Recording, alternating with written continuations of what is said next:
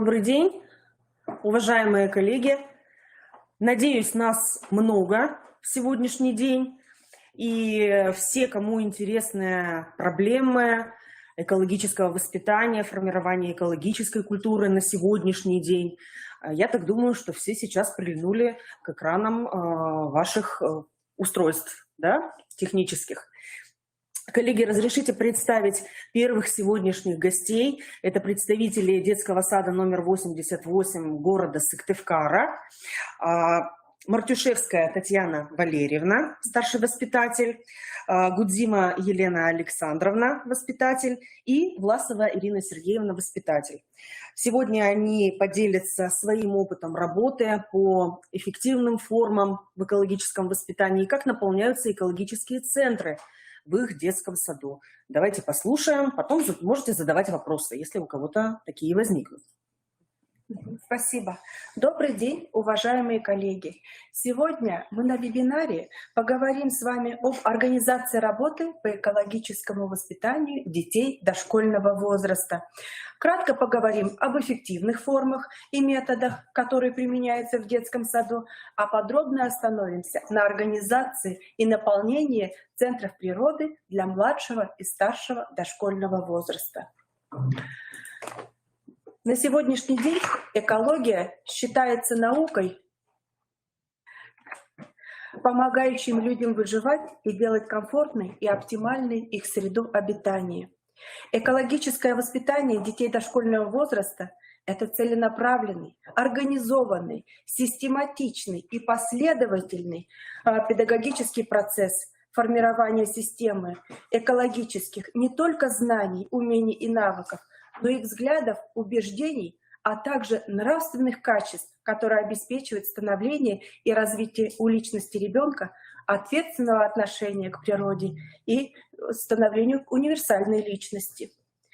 Содержание экологического воспитания включает два аспекта. Это передача экологических знаний и их трансформацию в отношении к экологии. А экологическая воспитанность дошкольников выражается в знаниях о жизни на земле, в воде, в лесах, о знаниях о растительности, которая произрастает в различных экологических средах, в знаниях о птицах и животных, о Красной книге, в знаниях о природе родного края и умении объяснять экологические связи в природе и умении ухаживать за растениями в уголке природы. Показателем эффективности экологической воспитанности является не только знание ребенка, но и его участие в улучшении природного окружения своей местности.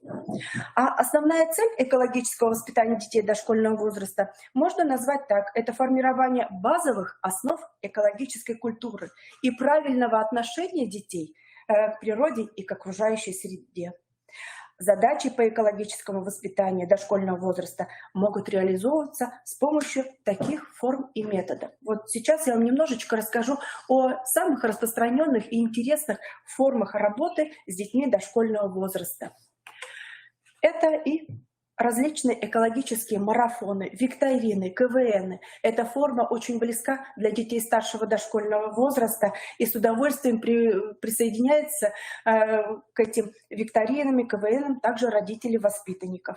И также родители воспитанников вместе с детьми с большим удовольствием участвуют в различных экологических акциях, экологических десантах и помогают составлять экологические карты и планов местности, а также могут участвовать в создании экологических троп на территории детского сада.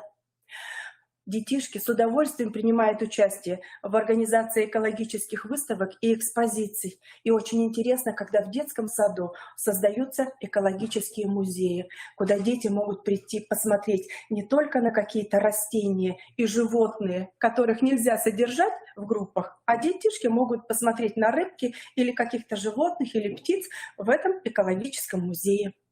Можно со старшими дошкольниками проводить экологические тренинги. Экологические тренинги в игровой форме очень интересны и здорово воспринимаются детьми. А создание экологических агитбригад и зеленого патруля формирует у детей очень ответственное отношение к природе родного края. Также очень интересно коллекционирование объектов природы. Например, дети могут привозить различные ракушки, когда ездят на море отдыхать, коллекционируют интересные камни, интересные веточки или листья деревьев и какие-то интересные, делают интересные гербарии цветов. С большим удовольствием дети принимают участие в инсценировках и театрализации на различные экологические темы. Еще одной интересной формой работы с детьми — это встреча с представителями профессий, связанных с защитой окружающей среды. Можно с детьми и вместе с родителями сходить на различные выставки, которые организуются в тех местностях, в которых проживают дети. Например, посетить выставку домашних животных или посетить контактные зоопарки. Можно сходить на выставку цветов. Совместно с родителями ежегодно можно организовывать экологические десанты, которые проходят как на территории дошкольной организации, так и в близлежащих местностях, например, в парках, скверах, на берегах водоемов и так далее. Большой вклад в развитие экологического воспитания могут внести и экологические праздники. И важным фактором является возрождение народных традиций, обычаев, либо обрядов, а также решается ряд целых задач, как нравственных, эмоциональных, эстетических. Но такие праздники очень любят проводить в детских садах, например, осенины, либо праздновать День Земли, или встречать Синичкин праздник. Ну, давайте мы посмотрим теперь, какие же методы можно использовать в работе с детьми дошкольного возраста. Наблюдение — это такой замечательный метод, который наверняка все воспитатели дошкольных организаций с удовольствием используют ежедневно. Но здесь нужно отметить, что наблюдение — это сложная познавательная деятельность, которая позволяет распознать свойства и качества предметов и явлений и выделить их индивидуальные, характерные и существенные признаки и устанавливать связи и отношения, в которых они находятся между собой. Но есть небольшие правила при проведении наблюдений. Во-первых, восприятие объекта не должно проводиться очень долго. Наблюдение — это сложная деятельность. И максимальная продолжительность интенсивной нагрузки на ребенка, например, старшего дошкольного возраста, это ребенок где-то 5-7 лет, не должна превышать 10 минут. Следующее — это слово педагога не должно подменять восприятие. Это значит, что комментарии воспитателя не должны опережать события. Например, посадили в землю семечко растения. Воспитателю не нужно рассказывать о том, что когда-то это растение пустит небольшой корешок, потом будет прорастать росток. Ребенок сам должен это увидеть и открыть для себя как чудо, которое произошло на его глазах. Следующий интересный метод — это применение иллюстративно-наглядного материала. Вот здесь на слайде мы для вас подготовили небольшие ссылки на те контенты, которые представляют для детей различные видео, короткие, но познавательные видео для детей разного возраста. Здесь же находятся различные мультики, видеофильмы, видеоролики, презентации и так далее. То, что любой воспитатель может использовать в своей работе. Но наглядный материал должен, конечно, соответствовать и возрастным критериям, и таким эстетическим требованиям обязательно должен соблюдаться. А также наглядный материал должен всегда пополняться в соответствии с растущим кругозором детей.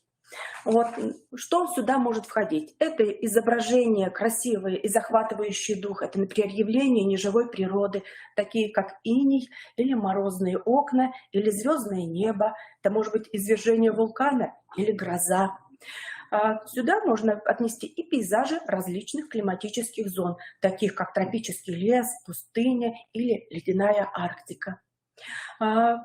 Обязательно нужно детям представлять увеличенные изображения мелких живых существ. Это такие разные насекомые, например, муравей и божья коровка, может быть, улитка или какой-нибудь червячок. А фотографии экзотических животных с детенышами, например, львица, кенгуру и так далее, расширяет кругозор ребенка. Сюда же можно отнести и картины открытого космоса. Дети очень любят созерцать то, что относится именно к космическим пейзажам. И было бы здорово подготовить для детей целые альбомы про космос. А вот уже к практическим методам мы можем отнести такие несложные опыты, экспериментирования, которые часто применяются в детском саду, и дидактические игры, которые с большим успехом используют воспитатели в детском саду. Вот, наверное, сейчас давайте посмотрим один маленький видеоролик, где воспитатель рассказывает как раз об одной из экологических... Я вам представлю дидактическую игру, которая называется «Дикие домашние животные». В эту игру входит серия картин «Лето», «Лес», «Зима», «Лес». Это времена года. «Двор», «Лето».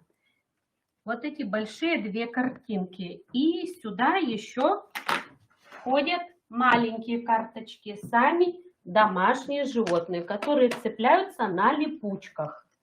Они очень мобильные. Они очень мобильные. Можно убирать и прикреплять.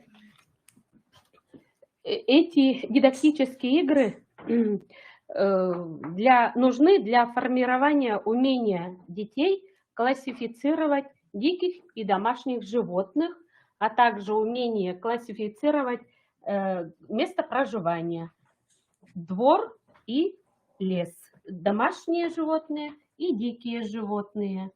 А также можно играть в игру, например, кто здесь лишний. В лесу кто лишний? Домашнее животное, коза здесь лишняя. Вот такие дидактические игры.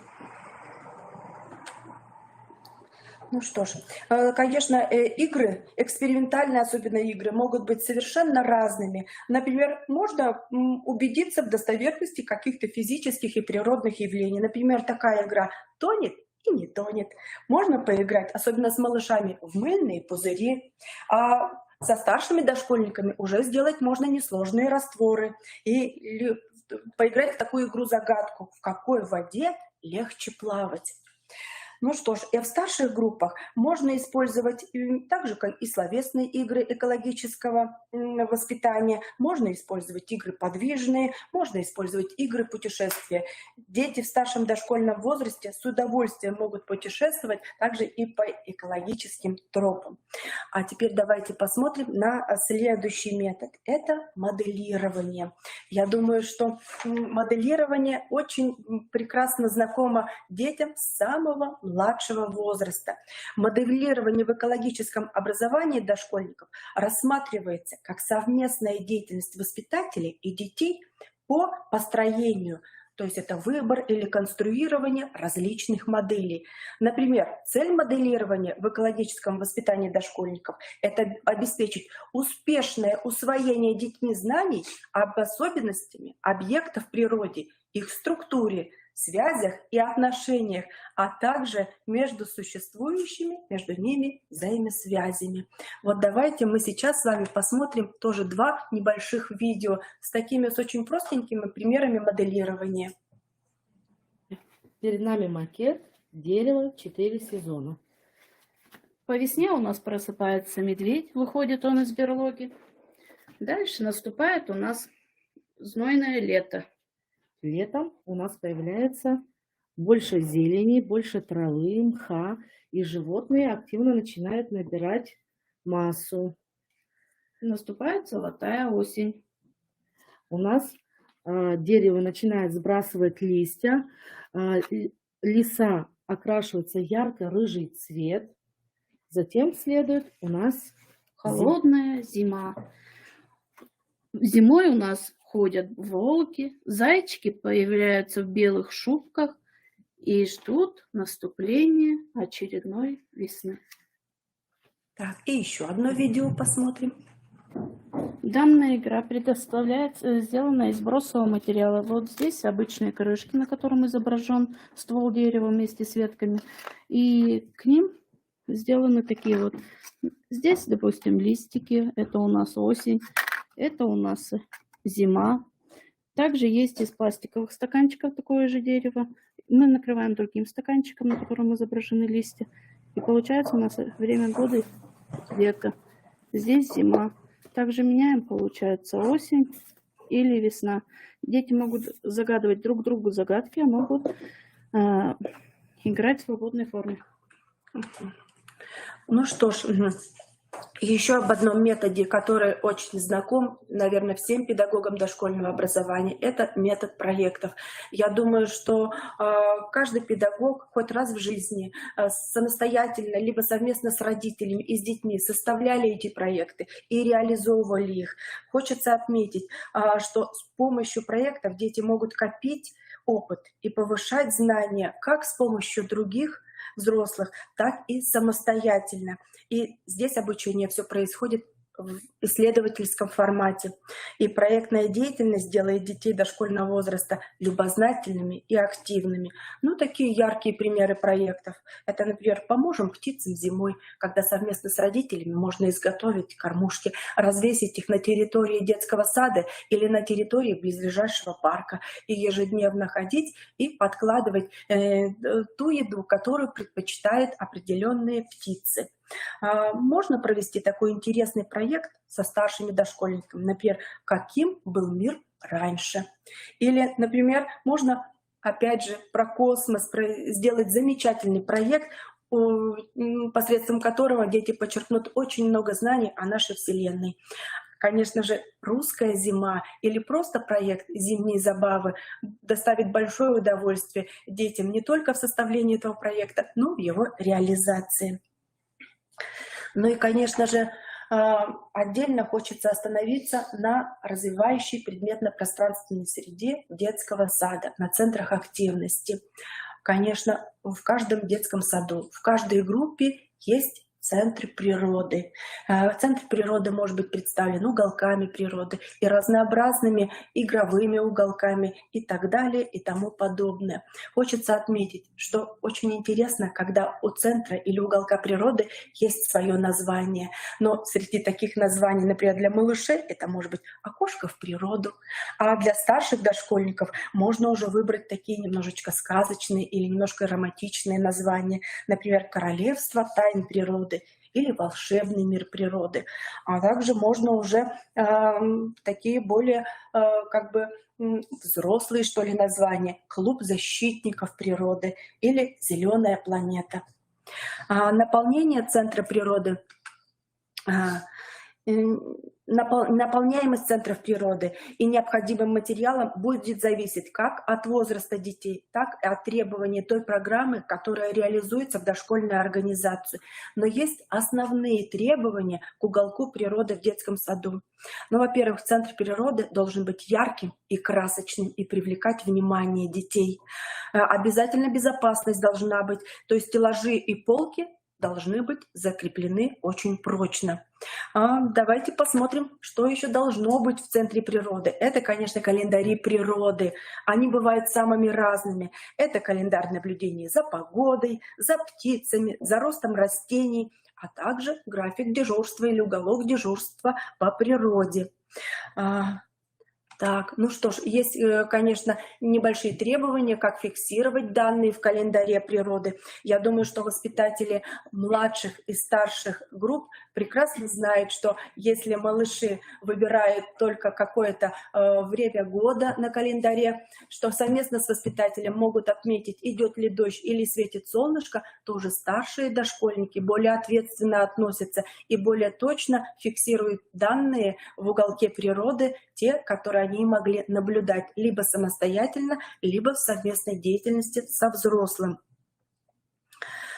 Также в уголке природы должны быть самые различные наглядные материалы, вот о которых я уже сказала немножечко выше.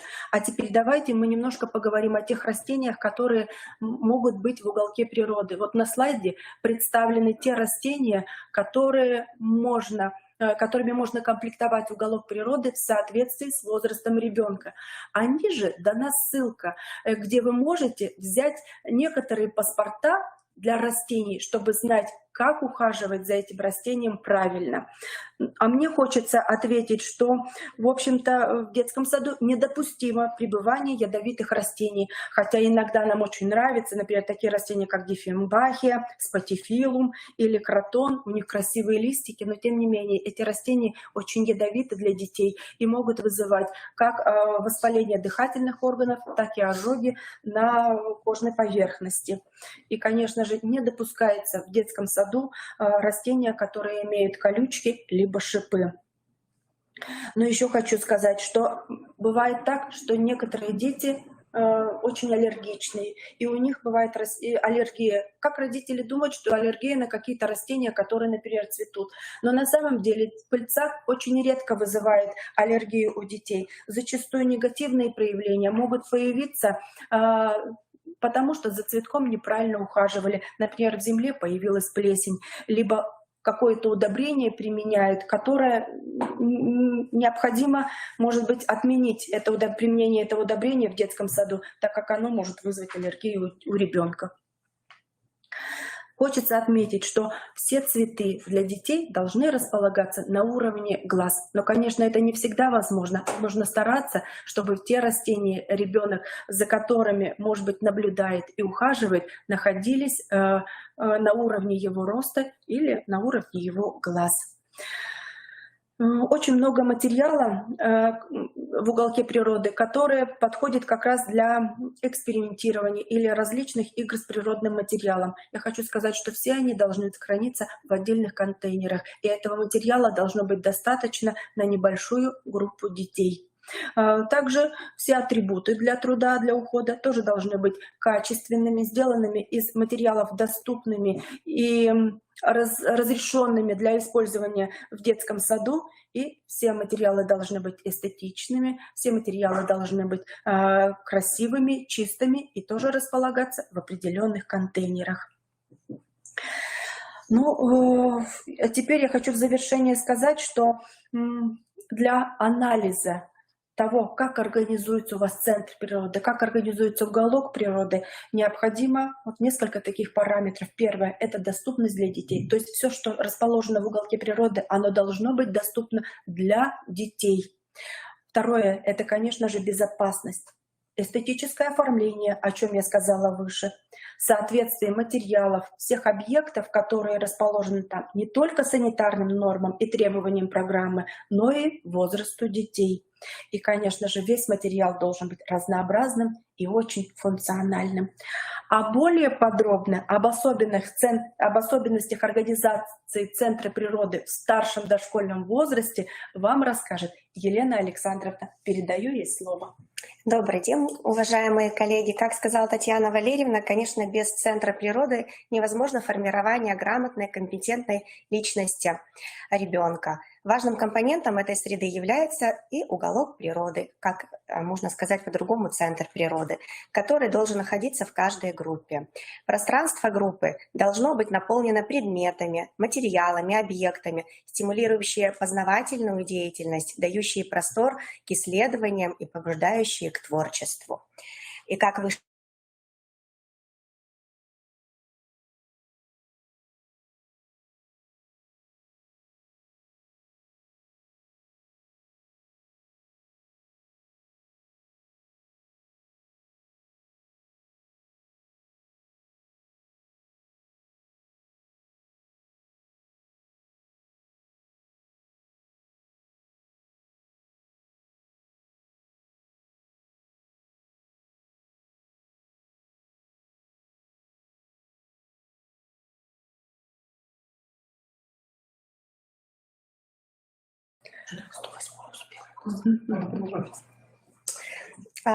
с нашими детьми выбрали название, и наш центр природы называется «Клуб юных друзей природы».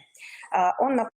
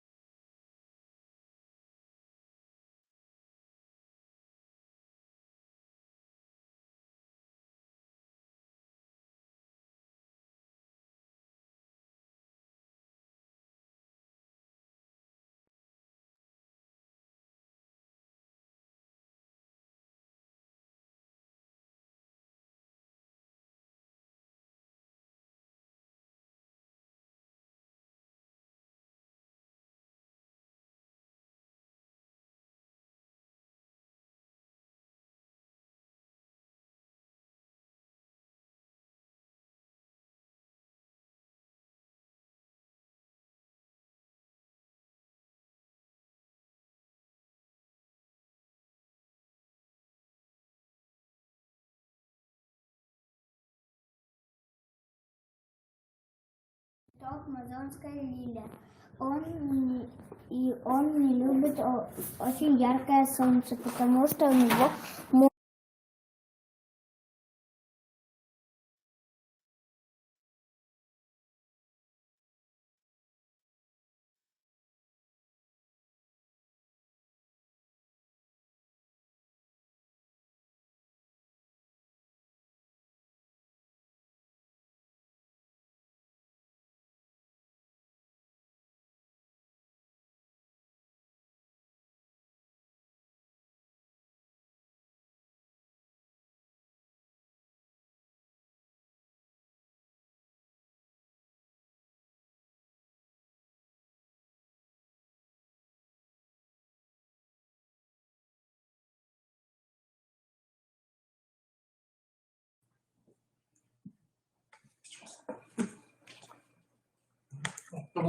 Да.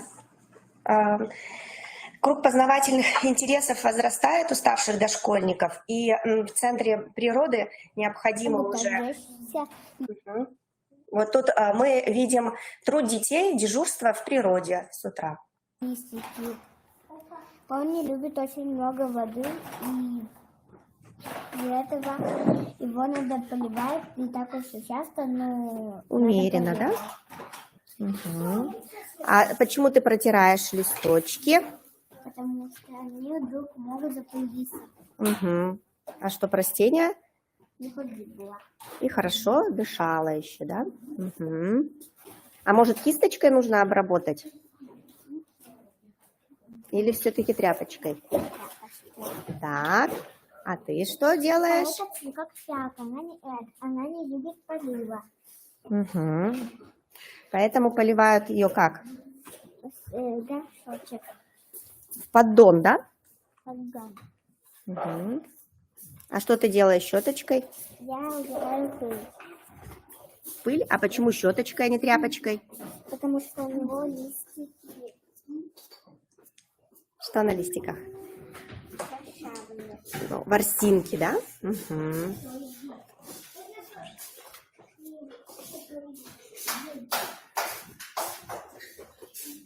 Так. После того... Так, следующее. У детей расширяется круг интересов, поэтому доступна им и глина для творчества, что находится в уголке природы, разный природный материал, и также можно приобрести для экспериментирования современные пособия. Дальше. В Центре природы наполняется современными книгами, например, не только классическими, но такими, как с тактильными страницами, где ребенок может потрогать, ощутить, книги с окошечками, где ребенок уже может увидеть то, что, например, под землей происходит, да, какие там алмазы добывают или нефть. Также уголок природы оснащается по интересам детей. Вот, например, у нас есть увлекательный мальчик, у него свои интересы. Для него, например, мы тоже дополнили Центр природы доисторическими животными. Можно видео посмотреть. Да. Раньше были динозавры. А я думала, что это хищники бывают. Ну, нет, еще бывают травоядные. Но еще это не хищники, их называют плотоядные динозавры. Вот это травоядный. У него пластины нужны, чтобы было тепло, когда холодно, и чтобы было прохладно, когда тепло, когда жарко. А вот этот, например, он хищник. Он был 70 метров и 20 в длину. Зубы острые, как скальпели, но только наточенные. А вот этот еще называют его анкилозавр. У него есть на хвосте колотушка, чтобы отбиваться от хищников. Он просто травоядный. И у него шипы как броня. Это и есть, конечно, броня. Ну, Раньше были динозавры. итак, Итак, и творческий потенциал, конечно, дает возможность оформить красочно уголок природы, то есть только от педагога зависит, какого содержания, какого вида будет уголок природы. Ну и, конечно же, наши дети знакомятся в первую очередь с природой родного края. И в рамках краеведческой работы можно вместе с родителями воспитанников изготовить разные фотоальбомы, а также дети используют пособия, которые используют и педагог на занятии, и ребята со самостоятельной деятельности в работе в подгруппах могут тоже рассказать много интересного о природе родного края. Можно видео? А можно посмотреть видео небольшое. Это лес, дом животных. На первом этаже живет полевая мышь, которая кушает насекомых. Живет цапля, там внизу кот. И есть грибы, которые мы любим собирать и варить суп. На втором этаже живет лиса. Она охотится на зайцев и на белок, и также кабан, и олененки, и олени. А на третьем этаже живет куница. Она охотится на белок, на сову и на дятел. Также и белка прыгает по деревьям, и дятел, который любит стучать по деревьям.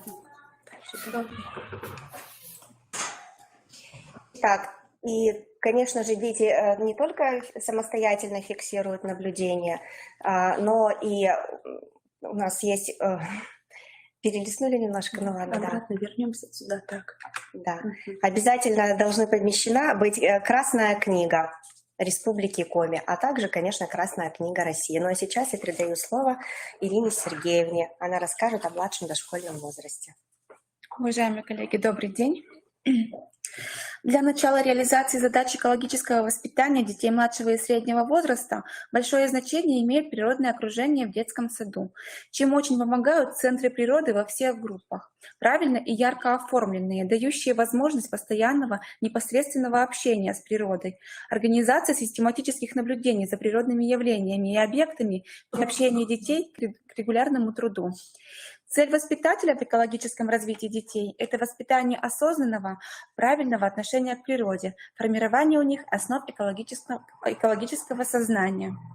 Задачей воспитателя в работе с детьми младшего и среднего возраста является заложить первые представления и ориентиры в мире природы. В уголке природы даем ребятам понятие о том, что и растения, и животные – живые существа. Они дышат, пьют воду, растут, чувствуют боль, точно так же, как и человек. Малыши все принимают буквально и ощущения свои сохраняют надолго. А если они эмоционально окрашены, то и на всю жизнь. Уголок природы должен быть доступным, ярким, красочным, оснащенный разнообразными материалами экологического характера, которые соответствуют возрасту детей. Обязательным критерием экологического развития детей младшего и среднего дошкольного возраста является подбор комнатных растений с учетом возрастных особенностей. Необходимо, чтобы в центре природы находилось до 8 видов растений, которые должны быть абсолютно безопасными для здоровья малышей. Растения должны быть внешне яркими, привлекательными, способными вызвать и удержать еще не очень устойчивое внимание детей младшего дошкольного возраста. Необходимо иметь несколько экземпляров одного вида растений. Это дает детям возможность увидеть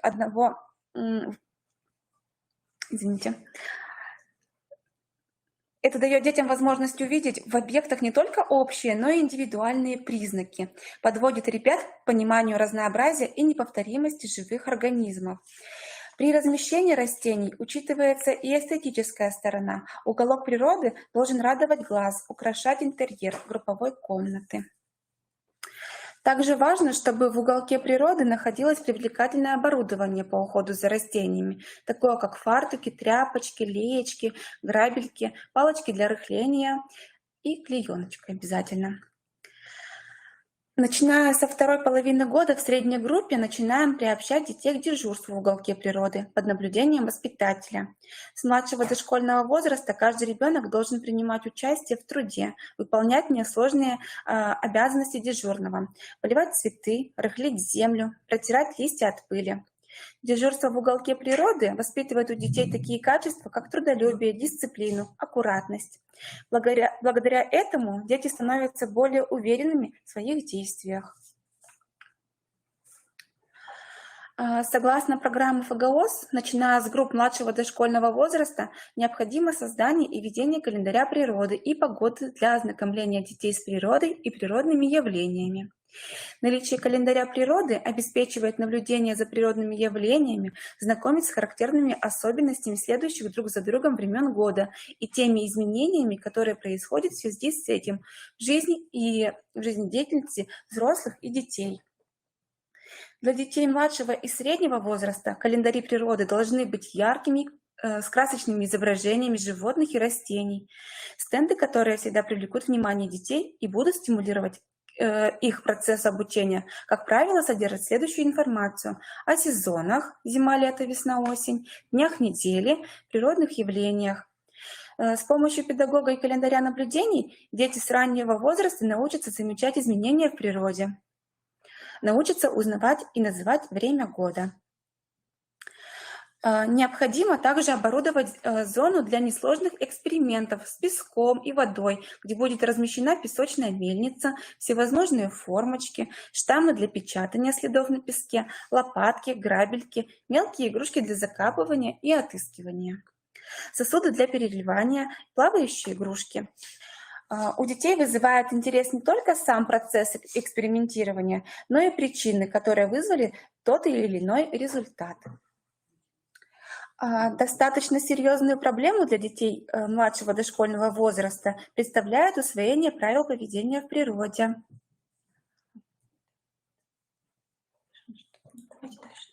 В природе, а также таких нравственных норм, как ответственность, бескорыстная помощь, сострадание. И усваиваются эти нормы и правила лучше всего в игровой деятельности. Ребенок, играя сам, наблюдает за играми других детей. Так возникают предпосылки для формирования сознательного поведения в природе и социуме, самоконтроля за действиями и поступками. То есть происходит практическое освоение нравственных норм и правил поведения. Цель дидактических игр в экологическом воспитании младших дошкольников Перед нами дидактическая игра. – формирование осознанного правильного отношения к окружающей природе. Чьи ушки, чьи рожки. Круглые. Нужно здесь распределить. То есть мы смотрим, на первом круге у нас расположены дикие животные, на втором круге части их тела, а на третьем, на самом маленьком, чем они питаются. Допустим, мы выбираем зайца, распределяем второй круг, находим ушки, и питается он зеленью. С помощью стрелки мы проверяем, правильно мы сделали. Точно так же другие дикие животные мы проверяем. Следующая дидактическая игра называется «Чей клювик, чье крылышко». На большом круге у нас расположены птицы, на маленьком круге у нас расположена часть крыла, и на самом маленьком у них клювы. Например, мы находим, допустим, синичку, находим у него часть крыла и находим клювик. С помощью стрелки большой мы их определяем, соединяем. Правильно ли мы определили? Еще одну игру. Расположены различные виды деревьев. С помощью прищепок есть листики у данных деревьев. Дети находят листик и прицепляют его к дереву. Чем старше дети, тем больше они могут рассказать о данном дереве, о различиях. Для детей помладше есть такая же игра с прищепками «Чей хвостик, и кто что ест. То же самое, выбираем любую еду и находим, кто чем питается.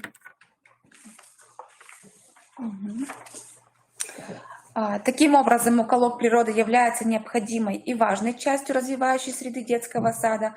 Знания, умения и навыки, которые дети в нем приобретают, обязательно пригодятся им в дальнейшем. Кроме того, он является замечательным средством экологического воспитания младших дошкольников. От того, как сумеют воспитатели организовать, зависит успешное развитие малышей и становление у них чувства любви и бережного отношения к миру природы.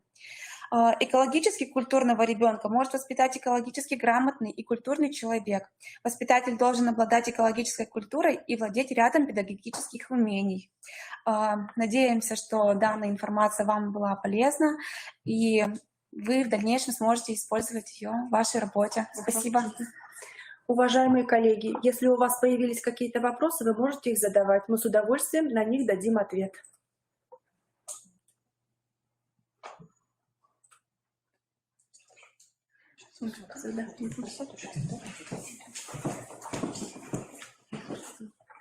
Вопросов, наверное, нет, да? Нету, да? О, мутненько мы. Коллеги, все у нас снова на связи, да? Надеемся, да, что выступление 88-го Сыктывкарского детского сада запомнилось вам. Может быть, какие-то взяли интересные для себя моменты. Вот сейчас у нас на очереди детский сад, Центр развития ребенка номер 108 города Сыктывкара. Они также поделятся с вами опытом своим. И вот еще что забыла, коллеги, сказать. Очень радостно, что мы сегодня с вами встречаемся в Международный день детских изобретений. Я так думаю, что это тоже как-то очень символично. Вот. И просим следующих наших гостей принять участие. Ну что ж, мы со всеми прощаемся и желаем профессиональных и творческих успехов.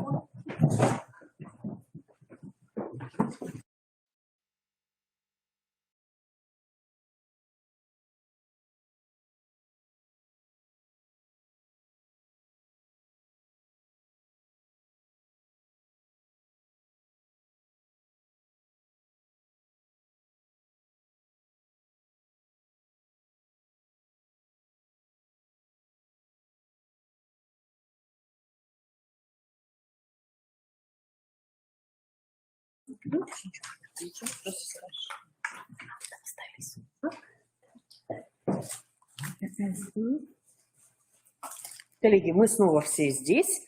Я вам представляю Жанну Анатольевну Кузнецову, старший воспитатель Центра развития ребенка номер 108, и Любовь Юрьевну Кузнецову, воспитателя этого же Центра развития ребенка. Пожалуйста, милости просим. Да? Добрый день, коллеги. Очень приятно, что мы с вами встречаемся сегодня в такой знаменательный, наверное, день. Я в двух словах просто скажу, что Татьяна Валерьевна со своими коллегами в основном уже рассказала цели, основные, да, задачи по экологическому воспитанию в детском саду. Мы с вами конкретно поделимся работой на экологической тропе. Покажем вам ту экологическую тропу, которую мы создали в нашем детском саду. И немножечко покажем то, что у нас уже имеется, да, какой опыт работы немножечко у нас уже имеется. Угу. Любовь Юрьевна, пожалуйста. Любовь Юрьевна у нас была и есть руководитель творческой группы, которая разрабатывала эту экологическую тропу. И вот так как руководитель, она будет вам представлять. Добрый день, коллеги. Начнем. Да, немножко расскажу, что такое экологическая тропа нашего детского сада. Это специально оборудованный в образовательных и воспитательных целях маршрут, да, территория, проходящая через различные природные объекты, имеющие эстетическую, природоохранную и экологическую ценность, на которые дошкольники получают информацию о них. Да? И вот. Мы сейчас немножко пропустим. Здесь у нас идут основные характеристики нашей тропы, да, где она находится, режим ее использования, значение. И начнем. Краткое описание, где мы начинаем маршрут. Да. И, значит, объекты наши. Первое, ну, тут у нас идет центральный стенд, потом Вишневый сад, метеостанция и зона экспериментирования, птичья столовая, лес хвойный и лиственный, привал, Красная книга, рябина, тропа здоровья, фитогрядка и водоем. Сейчас мы познакомим вас более подробно. Вот это наш центральный стенд, который стоит на территории нашего детского сада, и как раз с него начинается наша работа по прохождению экологической тропы. Сначала педагог с детьми подходит к данному стенду и рассматривает схему маршрута, который указан на данном стенде. Также педагог обращает внимание, что во время путешествия необходимо соблюдать правила прохождения тропы. Дети знакомятся с правилами и рассматривают знаки, да, которые показывают, что нельзя делать на экологической тропе. По знакам не буду, наверное. Следующий слайд. У нас после центрального стенда мы переходим к следующему объекту, который называется Вишневый сад. Да? Дети любуются плодовыми деревьями, также сравнивают с другими посадками рядышком, которые, да, посажены, и могут наблюдать, как кормятся данными плодами птицы. Следующий наш объект – это метеостанция. Он включает в себя еще подобъекты, да, флюгер, термометр, дождемер, снегомер, ловец облаков, зона экспериментирования, а также стенды с обозначением времен суток, дней недели, времен года и погодных явлений. Дети наблюдают, да, природные явления, осадки, направление ветра и пользуются простыми приборами, помогающими определять погоду. Сама зона экспериментирования, да, включает в себя стол, в котором содержатся различные материалы, там песок, вода, глина, почва, различный бросовый материал, а также необходимое оборудование, всякие лупы, емкости, мерные стаканы, ложки, весы, игрушки, бумага, карандаши, да.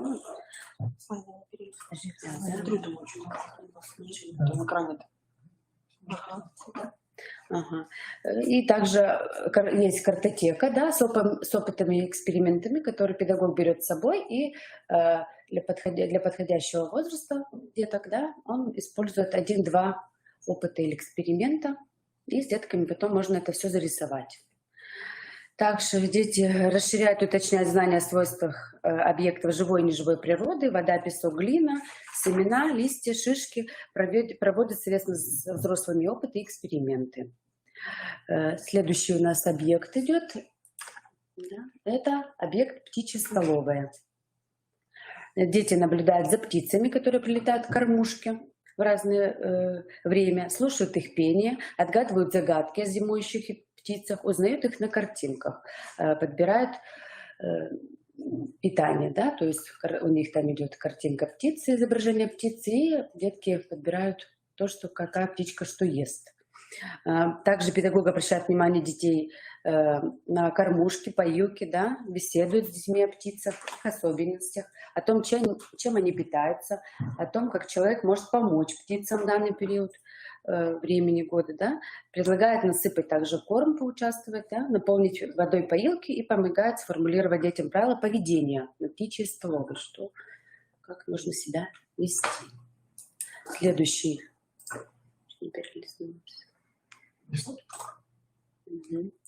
Следующий объект нашей экологической тропы – это зона леса.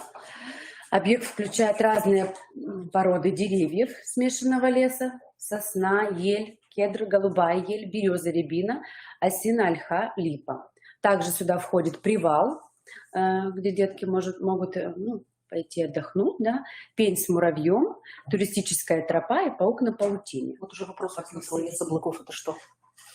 Это получается такое приспособление, да, в середине идет окошко, и по бокам идут различные виды облаков. Да. И то есть, глядя в это окошко, ребенок подбирает тот вид облаков, который сейчас в данный момент вот перед ним, да, представляя на небе. То есть вот сейчас такие облака, и вот он, соответственно, подбирает картинку. Так, это лес, так, на зону леса, да. Здесь в данной зоне леса дети рассматривают деревья, да, конкретно его особенности: ствол, кору, ветки, листики или хвою, плоды или шишки. Наблюдают за изменениями деревьев в разное время года. Также на данном объекте можно наблюдать за растениями, кустами и различными насекомыми. Можно присесть, отдохнуть. Также педагог рассказывает и беседует с детьми о деревьях, их строении, росте, назначении для природы и человека. Беседует с детьми об обитателях леса, да, животных, насекомых, растениях, загадывает загадки, знакомит их с пословицами, поговорками и различными приметами, связанными с различными деревьями. Также читает стихи. Также они закрепляют знания о правилах поведения в лесу с помощью экологических знаков, организуют словесные и дидактические игры. Это был объект зона леса. Следующий объект у нас — это Красная книга. Данный объект включает в себя стенд со страничками Красной книги, на которых изображены редкие растения и животные. Сразу хочу сказать, что у нас данная книга является, то есть мы ее периодическая сменяемость, да, то есть сначала одни растения и животные, потом сменяем на другие. Здесь же стоит у нас карта Республики Коми, да, дети могут... Да, природоохранной зоны. Там вот ребята тоже могут с воспитателем прийти, побеседовать. Это был объект Красная книга. Следующий наш объект — это рябина. Ну, тут мы его выбрали, что в данном объекте ребята закрепляют знания о рябине, да, уточняют ее внешний вид. Кора гладкая, крона ажурная, ветвистая, поэтому говорят иногда кудрявая рябина. Листья у нее ажурные, крупные, с зубчатыми краями. Да, ну, как бы, то есть описание идет рябины непосредственно педагогам. Дальше они здесь развивают познавательную активность в процессе формирования представления о рябине, правилах поведения в природе, развивают наблюдательность и закрепляют знания о лекарственных деревьях и плодах. Вопрос тут возник: это деревья растут на участке детского сада? сада? Да. Деревья, вот это все фотографии с территории нашего сада, да. Все у нас, наверное, очень важно, особенно. Да. Потому что как раз хорошо, можно наблюдать, пока идешь по территории, и побеседовать. Можно сказать, да, немножко добавить, что прежде чем мы начали работать на экологической тропе, мы сначала все прорабатывали с педагогами, то есть чтобы педагоги сами владели полной информацией достоверной, прежде чем доносить ее до детей. Поэтому да, это все у нас на территории, все с ней хорошо знакомы. Отлично.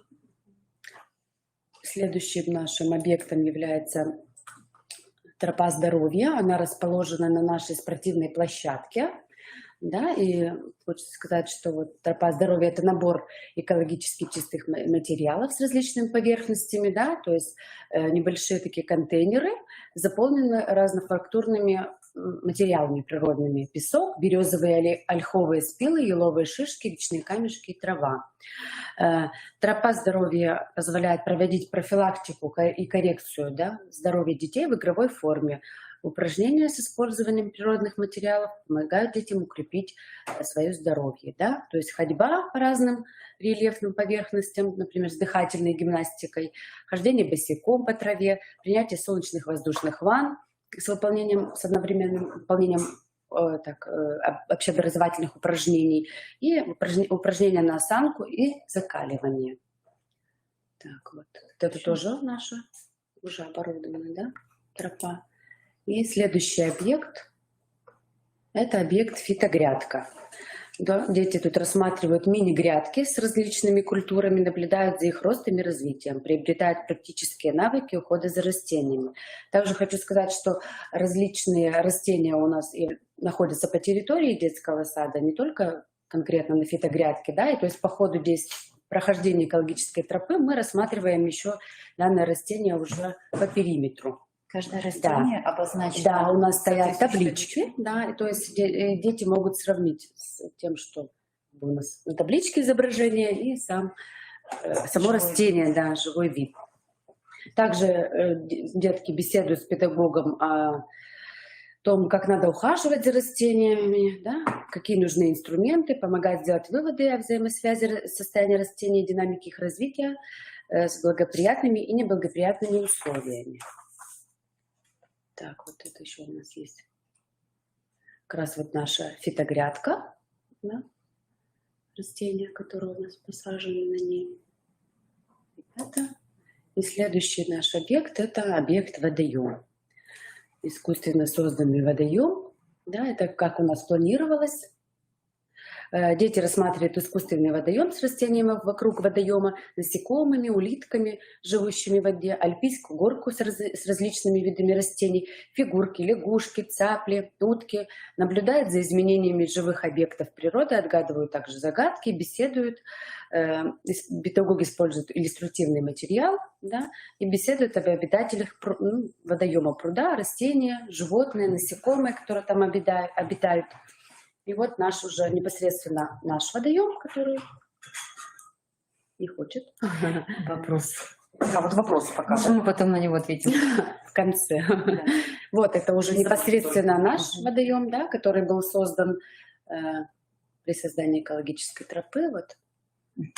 Да, и огромные камни, которые помогали нам, привозили родители, кто откуда мог. Да, то есть непосредственный контакт с родителями был. Да. Так, и в конце хочу сказать, что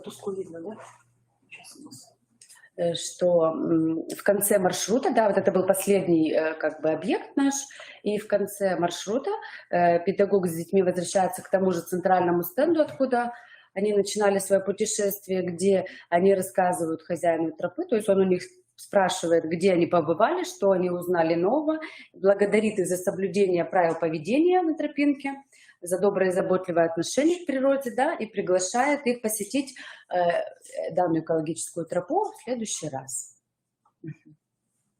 Вот еще один вопрос. Да, мы видим, да. Да, на вопросы, значит, кто ухаживает за территорией и объектами? За территорией и объектами ухаживают сотрудники детского сада, воспитатели, непосредственно руководители и члены творческой группы, которые создавали экологическую тропу. Ну и у нас еще есть как сотрудник, который она болеет душой, она не педагог, но она нам очень помогает и участвует во всех наших мероприятиях. Наша Татьяна Владимировна, которую мы очень любим и ценим. Так, и тропа здоровья используется только в летнее время. Нет, тропа здоровья, конкретно тропа здоровья, которая вот как с природными наполнениями, да, которые там, где камушки, это да, это используется только в летнее время. Но сама экологическая тропа используется круглый год, если это интересует. Еще вопрос. Растения у вас многолетние, однолетние? Растения есть многолетние и есть однолетние. Для однолетних растений мы места оставляем, да, и мы их каждый год высаживаем снова. Опять же, семена или саженцы, или как там, рассаду, да, нам тоже помогают родители с данным материалом. За многолетниками ухаживаем. В этом году уже собирали очень много растений, сушили боярышник, сушили рябину, дальше собирали смородину красную. Вот мы здесь на тропе не указали где, но у нас еще есть красная смородина, ее тоже собирали. И сушили листья малины, мяты перечной. Рос у нас в этом году базилик, шалфей, да. Что еще напоминаете мне? Хмель. Очень хорошо. Родители собирают хмель. Можно собрать? Да, пожалуйста, конечно. Сколько лет вашей тропе? Спрашивают. Сколько лет нашей тропе? Ну, как бы тропа создавалась уже очень давно, потом какое-то время наше внимание было переключено на что-то другое, и мы работали на ней, да, но вот обновление 2 года назад начали, обновление, добавили новые объекты, и в этом году осенью у нас добавился еще один объект, но мы вот, к сожалению, его пока не успели сфотографировать и внести. Это там сенсорная зона, тоже очень интересный объект. Если мы когда-то еще будем где-то делиться опытом, мы о нем расскажем. Еще вопросы, может быть? Спросите вопросы. Если вопросы еще есть? Мы с удовольствием ответим. Спасибо вам за обратную связь. Благодарю. Если мы вас заинтересовали, очень приятно. Если что, можно позвонить к нам, написать, мы поделимся своим опытом работы. Спасибо большое за внимание.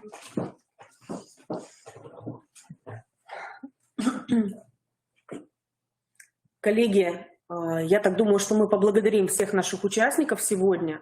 И если нет вопросов, тогда мы с вами простимся, да, и давайте мы не будем забывать, что такой термин, такое понятие, как экология, сейчас в любой стране, в каждой стране стоит, конечно же, на первом месте. И с молодых ногтей, да, как говорится, да, мы привлекаем детей к понятию экологической культуры, формируем у них экологическую культуру. Каждый детский сад, я уверена, что делает все возможное в этом направлении. И еще раз спасибо нашим гостям, детскому саду номер 88 и Центру развития ребенка 108 города Сыктывкара. Ждем вас на наших следующих вебинарах, на наших встречах, семинарах. Пожалуйста, коллеги, пишите, звоните, мы всегда на связи с вами. Всего хорошего.